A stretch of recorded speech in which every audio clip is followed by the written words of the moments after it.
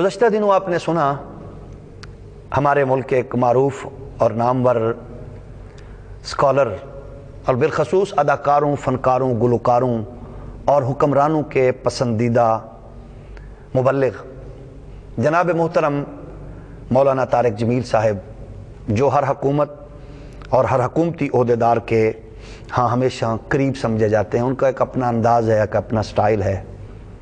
بہت سی باتوں سے آپ کو، ہمیں اور بہت سے لوگوں کو اختلاف بھی ہوتا ہے، اور اختلاف رائے ہر ایک بندے کا اپنا اپنا حق ہے۔ کل کی ان کی موجودہ وزیر اعظم صاحب کے پہلو میں بیٹھ کر ایک جو خطاب تھا اور جو گفتگو تھی، اس پہ بہت سے لوگوں کو اختلاف بھی ہے، اور وہ دعاؤں میں ان کو شریک کرنے میں اور نام لے کر ان کا ایک اپنا سٹائل ہے۔ ظاہر ہے دنیا آپ جانتی ہے، میڈیا تیز ہے، سوشل میڈیا کے ذریعے مولانا صاحب کبھی نواز شریف صاحب کے پہلو میں ہوتے ہیں، تو کبھی زرداری صاحب کے دسترخوان پہ ہوتے ہیں، تو کبھی مشرف صاحب کے قربت میں ہوتے ہیں، تو آج کل وہ ظاہر ہے جناب عمران خان نیازی صاحب کی قربتوں میں ہیں۔ اور اس میں ظاہر ہے اینکرز بھی کل سے ایک نئے انداز سے ان کو لپیٹ لے رہے ہیں اور لپیٹ رہے ہیں وہ اپنے انداز سے، کہ انہوں نے یہ کیا کہا۔ اس میں کوئی شک نہیں کہ میڈیا ہمارے ہاں کیا کرتا ہے، سب کو پتہ ہے، وہ کس کے ایجنڈے پہ ہوتا ہے یہ بھی دنیا جانتی ہے۔ جس میڈیا کو 60 لاکھ بندہ غازی ممتاز صاحب کے جنازہ میں نظر نہیں آتا، وہ میڈیا ایک فاحشہ عورت کے بدن پہ بنے ہوئے نشان کو بھی لائیو دکھاتا ہے۔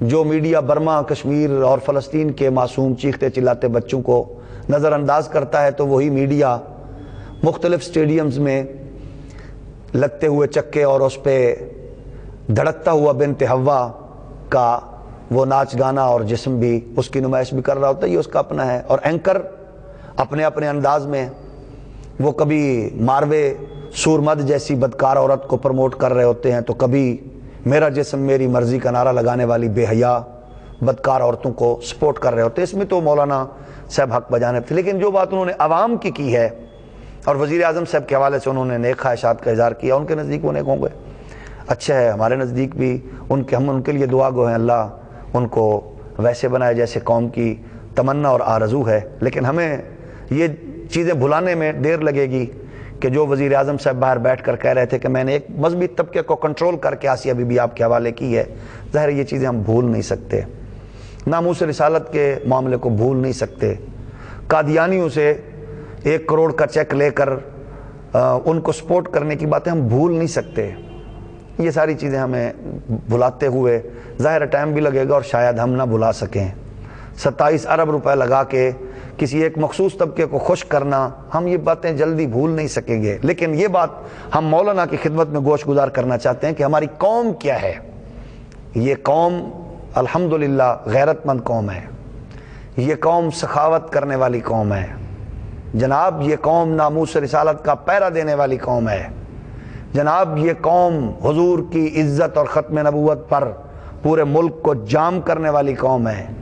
اس قوم نے ہیرو پیدا کیے، اس قوم کی تاریخ چونڈا سے پوچھو، اس قوم کی غیرت انڈیا کی اندرا گاندھی سے پوچھو، اس قوم کی جرت اگر پوچھنی ہے ہندو بنیا سے پوچھو، بارڈر پہ بیٹھنے والا ہمارے ملک کا غیرت مند فوجی ہو یا وہاں کے رہائش رکھنے والے سویلین ہوں، جو املاک، بچے، گھر بار کی پرواہ کیے بغیر انڈیا کے بزدل فوجی کی آنکھ میں آنکھ ڈالے کھڑے ہوتے ہیں۔ جناب یہ قوم تاریخ کی حامل قوم ہے۔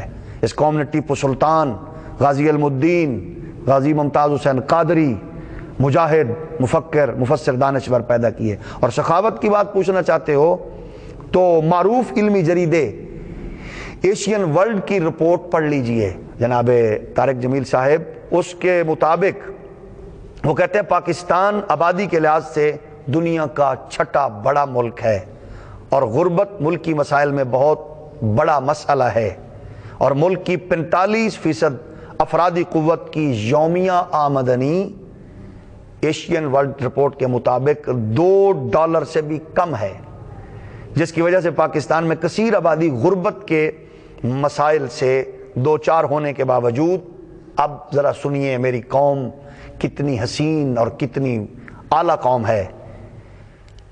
एशियन वर्ल्ड की रिपोर्ट के मुताबिक वो कह रहे हैं कि गुर्बत पसमानदगी के बावजूद सदका व खैरात करने वाली ये दुनिया की सबसे बेहतरीन कौम है, जो सबसे ज़्यादा सदका खैरात करने वाली है। ये तमाम दुनिया से आगे है। पाकिस्तान सेंटर फॉर फिलैंथ्रोपी की रिपोर्ट के मुताबिक पाकिस्तान सालाना पाकिस्तानी कौम 240 अरब रुपए यानी 2 अरब डॉलर के करीब खैरात करते हैं।